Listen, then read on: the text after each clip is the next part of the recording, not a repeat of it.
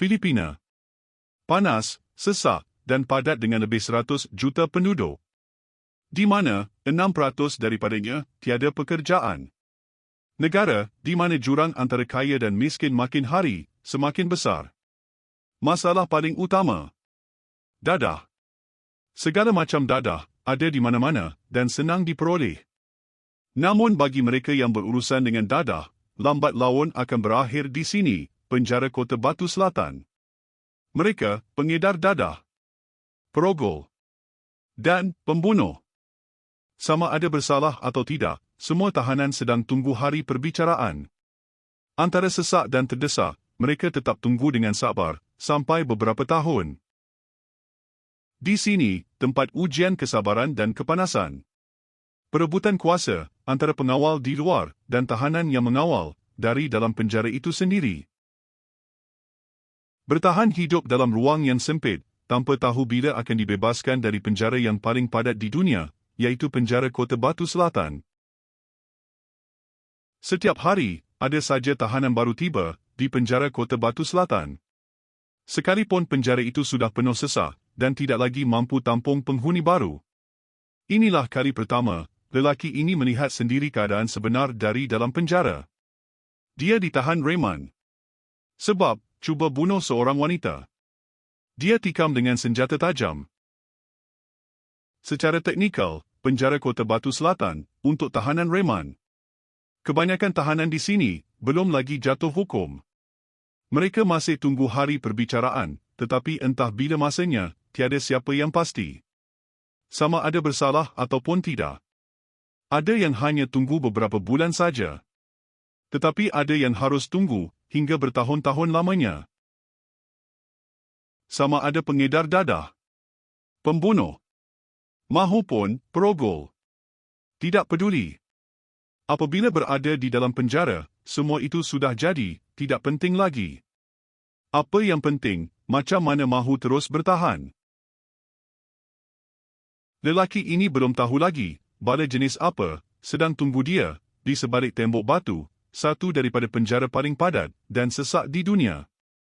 Selamat datang ke penjara Kota Batu Selatan. Penjara Kota Batu Selatan dibina untuk tampung 600 banduan. Tetapi di sebalik tembok ini, hampir 2,000 tahanan sudah sedia ada. Mereka hidup bagaikan hewan dalam sangkar. Panas, peluh dan segala macam bau semua bercampur aduk dalam satu ruang sempit. Sesak dan terdesak boleh timbulkan perselisihan. Selesai urusan daftar, nanti barulah pendatang baru ini akan tahu. Di sini, siapa jadi kepala dan siapa harus duduk di mana dalam status hierarki. Dan dia masih belum lagi tahu apa yang menantinya di sini esok lusa. Sebagai penghuni baru, kedudukan lelaki berusia 35 tahun ini paling bawah dalam hierarki. Dia tiada sebarang hak. Semua barangnya dirampas. Dan dia tidak boleh dapatkannya semula dalam masa singkat. Tujuannya memang untuk memiskinkan penghuni baru. Dia harus bermula dari tiada apa-apa. Tiada apa-apa lagi pada dirinya selain rasa tidak selamat dan rasa takut. Dan tiada siapa yang akan melindunginya. Di sinilah titik terakhir, pengawal penjara mengawasi penghuni baru. Sebaik saja dia masuk ke sel, tanggungjawab terletak pada tangan seorang tahanan sedia ada, iaitu kepala sel. Semua pendatang baru bermula dari bilik yang panas, padat dan sesak ini. Sel ini memang khusus untuk penghuni baru, tidak peduli siapa pun mereka. Sel ini seluas 270 kaki persegi dan sudah sedia ada 69 tahanan lain di dalamnya. Mulai detik ini, kepala sel akan tentukan bila penghuni baru boleh makan dan bila boleh keluar dari sel. Kepala sel juga tentukan di mana penghuni baru itu harus tidur. Penghuni baru tidak boleh keluar dari sel 15 hari kecuali dapat izin kepada sel. Mereka harus pasrah. Siapa yang ikut aturan saja akan dapat terus bertahan. Masalah utama, penjara ini sudah penuh sesak. Jumlah tahanan, 1,600 orang. Tetapi hanya ada 2 blok bangunan saja dibina untuk tampung 600 tahanan. 150 tahanan berada dalam sel pengasingan. Sel yang sentiasa dikunci. Untuk penjenayah berbahaya dan banduan berulang. Blok banduan yang sakit. Bagi tahanan warga emas, ada bahagian khusus di sayap sisi. Dan blok terasing, jauh dari blok lelaki, ada 400 tahanan wanita. Dapur penjara di sebelah blok warga emas. Sekali seminggu, rumah ibadat dibuka dan kawasan pelawat. Ada 5 menara kawalan. Namun keupayaan pengawal amat terbatas. Hanya ada 20 pengawal saja untuk awasi hampir 2,000 tahanan. Pengawal terpaksa bergantung pada bantuan CCTV. Dan juga kepada status hierarki penjara. Sebab penjara itu sebenarnya dikendalikan dari dalam 4 tembok batu. Pengawal hanya masuk ke dalam tembok batu itu 2 kali sehari untuk buat kiraan kepala. Jam 4 petang, kira-kira 2,000 tahanan berkumpul di lapangan terbuka. Dan hanya ada seorang saja pengawal yang mencatat hitungan. Di luar tembok, kalau langgar peraturan, mereka akan dihumban ke penjara. Di dalam penjara, kalau buat salah, mereka harus bayar dengan nyawa sendiri. Ketua yang ada kuasa buat keputusan dalam tembok ini dikenali sebagai Tuan Presiden atau El Presidente. Lelaki tua ini, Tuan Presiden di sini. Si El Presidente, paling atas dalam hierarki penjara Kota Batu Selatan. Dia dibantu anak buah bergelar Marshal. Dan yang paling bawah dalam hierarki, penghuni baru. Cara untuk berkuasa adalah duit. Tahanan yang ada duit, boleh beli apa saja yang diperlukan untuk terus bertahan hidup. Kopi. Rokok. Makanan dari kedai penjara. Dan yang lebih penting, air bersih. Siapa yang tidak mampu, terpaksa minum air dari dalam tanah. Air yang tidak bersih boleh bawa banyak jenis penyakit berjangkit. Sesiapa yang sakit akan kena kuarantin dan diasingkan dari tahanan lain kerana takutkan wabak.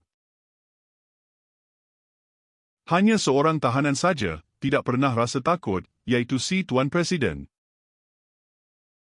Di dalam penjara Kota Batu, lelaki ini adalah si Tuan Presiden atau El Presidente. Tahanan yang tidak hormat padanya memang sengaja cari nahas. Si El Presidente ini sudah 13 tahun terkurung di penjara Kota Batu. Dia dihumban ke sini sebab bunuh anak saudaranya dalam pergaduhan.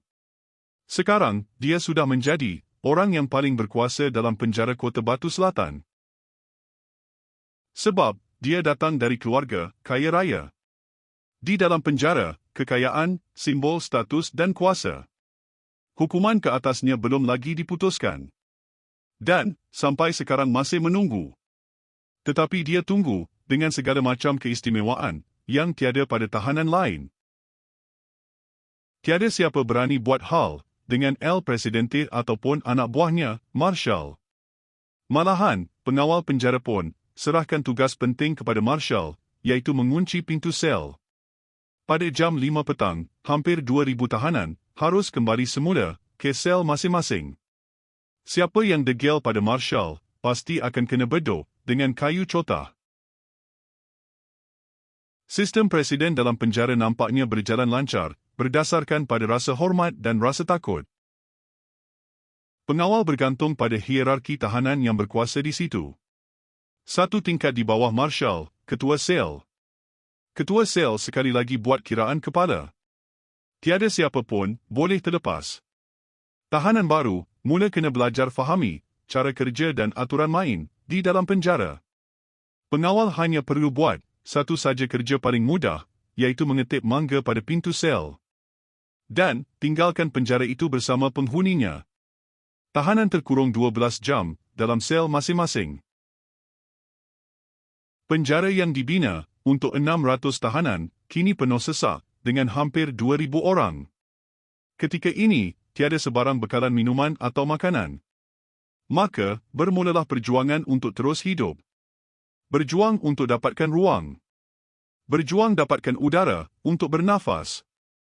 Semua tahanan harus pasrah dan tabah hadapi situasi begini dalam penjara paling padat di dunia. Siapa pun tidak akan dapat tidur nyenyak, melainkan hanya mampu tunggu sampai pagi menjelang.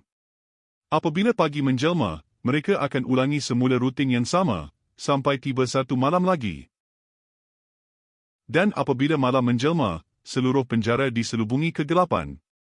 Semua tahanan sedang dikurung di dalam sel mereka dan tidak dibenarkan bergerak ke mana-mana pada waktu malam. Kecuali sekumpulan orang yang ada keistimewaan, iaitu El Presidente dan anak buahnya, Marshal. Di mata mereka, perbezaan status itu perkara normal. Siapa yang rapat dengan El Presidente, dia terlepas dari sesak dan terdesak, tetapi itu bukan hal yang mudah. Aturan main yang tidak adil. Di mana, hampir 2,000 tahanan lain hanya mampu duduk dan lihat. Tetapi macam mana penjara ini boleh menjadi terlalu padat? Sebab tindakan perang Presiden Duterte terhadap pengedaran dadah. Dalam masa 6 bulan, lebih 4,000 pengedar dadah ditembak mati di depan orang ramai pada siang hari. Dan semenjak 2017, kira-kira 1 juta pengedar dadah sudah menyerah diri kepada polis, lalu mereka semua dihumban ke penjara. Jam 5 pagi esok harinya. Pintu sel dibuka. Semua banduan sudah boleh keluar dari sel mereka. Tetapi semua penghuni baru tidak dibenarkan keluar dari sel bersama tahanan lain. Mereka kena tunggu dulu. Tunggu sampai ketua sel beri izin untuk keluar. Penantian menjadikan hidup dalam penjara begitu sukar. Tahanan di kedudukan tengah dalam hierarki dibenarkan memasak dan sediakan makanan. Bahan mentahnya banduan beli sendiri. Sudah tentulah di bawah pengawasan Marshal dan El Presidente. Di dapur, mereka dibenarkan pakai pisau dan benda tajam lain. Tetapi semua itu bukan percuma, mereka perlu ada duit untuk dapatkan makanan. Sementara itu, semua penghuni baru terus berada di bawah pengawasan. Mereka tidak dibenarkan masak makanan sendiri. Tetapi mereka harus dapatkan hak keistimewaan lebih dulu dengan mengikut cara dan aturan main di sini. Semua penghuni baru kena buat kerja pembersihan, mencuci lantai, menyodok longkang dan menyental tandas. Walaupun mereka berpeluang hirup udara segar di ruang terbuka, namun bau tempat itu jauh lebih jijik lagi dan meloyakan. Asalkan penghuni baru mesti kena ikut aturan main di sini. Ingat, jangan sampai tersilap langkah. Sebab kalau tersilap langkah, hukumannya tidak dapat makan. Jam 9 pagi, tiba waktu makan. Penghuni baru dan tahanan kelas rendah, status hierarki. Hanya kos makanan pagi saja ditanggung kerajaan. Semangkuk nasi putih dan sayur masak air. Tidak ada tempat makan khusus yang disediakan. Sebaliknya, mereka harus makan dalam sel masing-masing. Mahu atau tidak mahu, sama ada suka ataupun tidak, perut yang berbunyi minta segera diisi. Penjara ini bukan saja penuh sesak, tetapi juga penuh penantian. Tak peduli punya kedudukan tinggi atau rendah. Sama ada dapat bergerak bebas, bermain bola keranjang, atau buat aktiviti lain. Semua itu untuk alih perhatian dan hilangkan rasa bosan. Antara harapan dan kecewa. Boleh dikatakan, semua tahanan belum lagi sabit kesalahan. Apatah lagi dijatuhi hukum. Memang ada perbicaraan pada setiap bulan, tetapi beberapa kes saja dapat diputuskan. Tahanan di sini masih berharap nama mereka dipanggil dalam sidang akan datang. Mereka sudah terima hakikat, giliran itu pasti datang, cuma waktunya saja, belum tahu. Tunggu dibicarakan, boleh makan masa bertahun lamanya. Tahanan yang paling lama di penjara ini sudah tunggu 15 tahun, tetapi masih belum lagi dijatuhi hukuman. Di penjara Kota Batu, juga ada tahanan wanita. Terletak 300 meter dari blok utama. Kebanyakan tahanan wanita dihumban ke penjara ini sebab kes dadah dan pelacuran. Mereka berharap dengan cara begitu akan cepat dapat duit untuk mereka tampung kemiskinan harian. Malangnya, apa yang mereka lakukan itu adalah sia-sia. Sebab telah membawa mereka menjadi penghuni di penjara ini. Dan menunggu keputusan hukuman yang belum pasti. Dari harapan, kini bertukar menjadi bebanan. Penjara yang penuh sesak. Dalam keadaan terdesak. Antara kecewa dan perjuangan untuk terus bertahan hidup dalam ruang yang sempit di penjara Kota Batu Selatan. Tahanan reman terus pasrah dalam keadaan sesak dan terdesak. Sehingga malam datang lagi dan berlalu pergi, dan muncullah pagi. Jangan harap segera dibebaskan. Pengawal hadapi masalah sukar, awasi pergerakan hampir 2,000 tahanan. Namun begitu, pengawal tetap jalankan tugas semampu mungkin. Pagi ini, pengawal mahu buat pemeriksaan mengejut di sel tahanan. Semua tahanan diarahkan keluar dari sel untuk jalani pemeriksaan badan. Setelah semua tahanan keluar, tiba giliran pengawal penjara masuk ke dalam sel. Mereka geledah di semua tempat. Tiada tempat yang terkecuali. Sekalipun di tempat yang paling sukar. Benda paling terlarang, senjata api dan pisau. Dan apa saja benda berbahaya yang boleh membunuh. Walaupun pengawal tahu, mereka tidak akan mampu sekat benda terlarang yang diseludup masuk. Tetapi dengan pemeriksaan mengejut sebegini, paling tidak, kegiatan itu dapat dikurangkan. Sekalipun sukar dan menjijikan, tetapi sudah menjadi tugas pengawal penjara. Namun begitu, menemui benda terlarang lebih mudah daripada menemui siapa pemilik benda itu. Sebab, tiada siapa yang akan mengaku. Mereka tahu apa akibatnya. Tahanan dilarang berhubung dengan dunia luar dari penjara.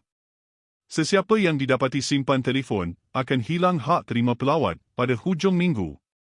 Dan dia sendiri akan disumbat dalam sel pengasingan sebagai hukuman. Pengawal terus menggeledah. Tahanan hanya mampu lihat dari luar, tanpa dapat berbuat apa-apa. Setiap penemuan dan hukuman bermakna beri pengajaran buat semua tahanan untuk kenal erti, hormati kuasa pengawal penjara.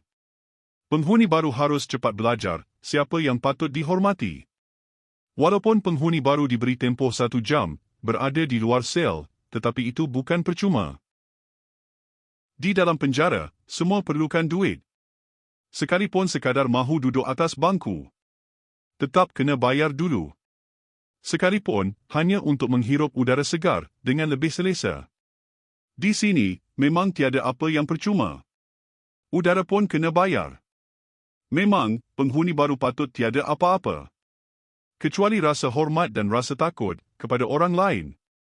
Di dalam penjara Kota Batu Selatan, beginilah cara dan aturan mainnya. Ketika sudah terkurung di dalam penjara, segala penyesalan tidak berguna lagi. Nasi sudah menjadi bubur. Sebab, masa lalu tidak dapat diputarkan kembali. Bertahan untuk terus hidup menjadi matlamat bagi setiap tahanan yang berada di penjara paling padat di dunia. Penjara Kota Batu Selatan. Di sini, ada yang hidupnya ditindas, sedangkan ada tahanan lain sebagai penguasa. Sekali dalam seminggu, pelawat dibenarkan masuk, bertemu dengan penghuni penjara. Ramai yang ambil kesempatan ini untuk melawat saudara mara mereka yang sedang dalam tahanan reman. Setiap hari Sabtu, rakan dan keluarga tahanan boleh datang melawat selama 3 jam. Kerajaan izinkan tahanan reman yang sedang tunggu hukuman diberi kemudahan terima pelawat. Bagi pengawal penjara, hari itu paling sukar dan sibuk dalam seminggu. Kebanyakan mereka datang dengan membawa makanan, duit, pakaian dan segala macam buah tangan. Asalkan tidak bawa benda berbahaya dan terlarang macam senjata api, pisau, telefon bimbit dan apa saja benda yang boleh bawa maut kepada tahanan lain. Pengawal penjara sedar, mereka tidak mampu periksa semua barang bawaan pelawat. Tetapi setidaknya, mereka cuba kurangkan penyeludupan benda terlarang. Sesiapa yang didapati cuba seludup masuk benda terlarang, akan hilang hak melawat. Bukan semua tahanan dikunjungi pelawat. Ramai yang hanya mampu melihat dari kejauhan saja. Betapa bahagia tahanan yang dikunjungi rakan dan keluarga. Sedangkan mereka tiada siapa yang mahu datang melawat. Hampir semua tahanan reman di sini sedang tunggu hari perbicaraan untuk dijatuhi hukuman. Sedangkan El Presidente sendiri sudah tidak lagi mengharap untuk dibebaskan.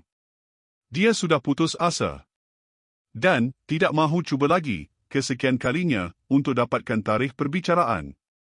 Meskipun begitu, status kuasa yang ada padanya beri dia kehidupan yang agak selesa di dalam penjara. Dan bagi penghuni baru, dia kena terima hakikat. Mulai detik ini, tempat tinggalnya adalah di penjara Kota Batu Selatan. Sekian.